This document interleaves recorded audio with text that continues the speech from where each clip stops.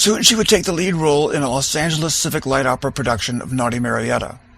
This is where she met and married her leading man, Wilbur Evans, a well-known and successful baritone at the time. Here, I'm in my mother's arms as my father, mother, and I crossed the Atlantic for his leading man debut in a London Rodgers and Hammerstein musical. After a command performance for the King and Queen of England and continuous sold-out performances, in the last year of my father's triumphant record-breaking run, my little brother Philip was born, among great British fanfare, including front-page news photos of a proud, adoring Susanna holding her newborn baby boy, as my father and I looked on. Philip was brought into the world by Queen Elizabeth's doctor, John Peel, who brought forth others of the royal family, including Prince Charles and Princess Anne. Because of this royal connection, he was named in honor of the Queen's husband, Prince Philip. Susanna and her family were at the top of their game. Grand London homes, nannies, and Jaguar automobiles.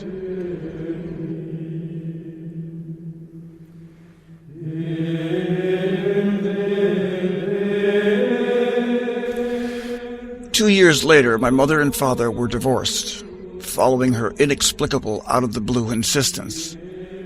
This chronic insistence enveloped everything and gradually began to reveal itself as to what the inner workings were really about. A determined self-sabotage and self-loathing. And with the help of an estranged and embittered ex-husband, it would all work perfectly together to fatally evaporate the hope, the promise her family once had. As a young and single mother working 2 and 3 jobs, an answering service operator here, a secretary there, to support her 2 boys among the streets of a vicious and unforgiving New York City of the 1960s. She tragically began a long and puzzling decline into a shadowy mental illness.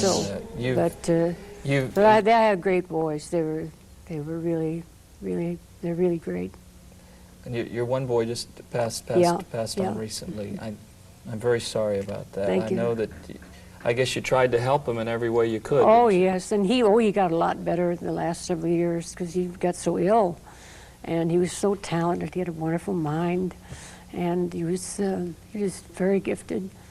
But he's in a better place, I think, than here. Well, Susanna.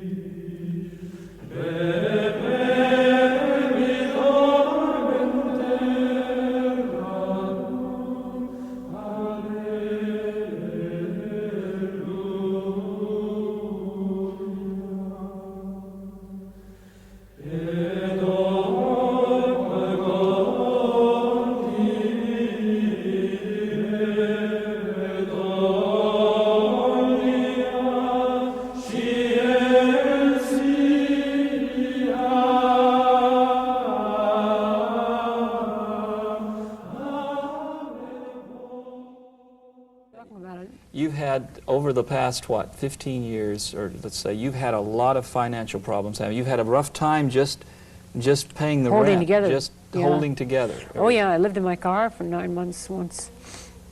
That wasn't so bad, though. That was kind of fun. I had my dog and everything. We slept in the back seat, and I was at the beach all the time. I had advocated for a lot of people, get in your cars and go, sleep in the back seat. It's so much better than being penned up in some apartment that it's cheap rent. But I think to a lot of people... This is Sam. Sam was a golden age of Hollywood movie fan. A passionate golden age of Hollywood movie fan. It's all he lived for. His sudden in-the-middle-of-the-night move from his Brooklyn, New York home to the tiny Hollywood apartment that he covered from wall to floor of old movie magazines, autographed pictures of any Tom, Dick, Moe, or Curly he could get his hands on, certified it. Scraps, clippings, and cutouts of Shirley Temple, Groucho Marx, Clark Gable, Rita Hayworth, on, to my mother's framed photo on the floor beside his grimy sleeping bag.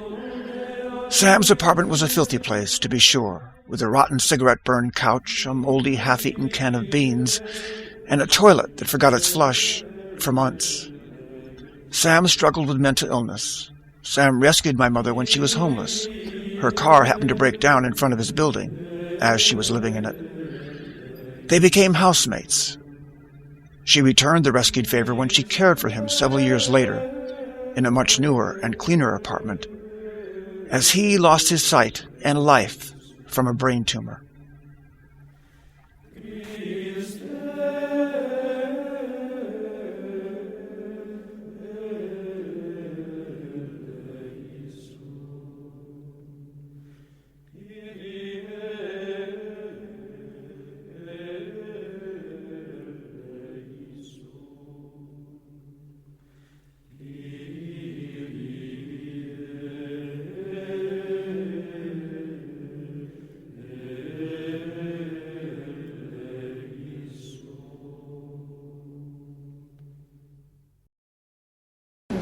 Well, here we are. We're at LAX.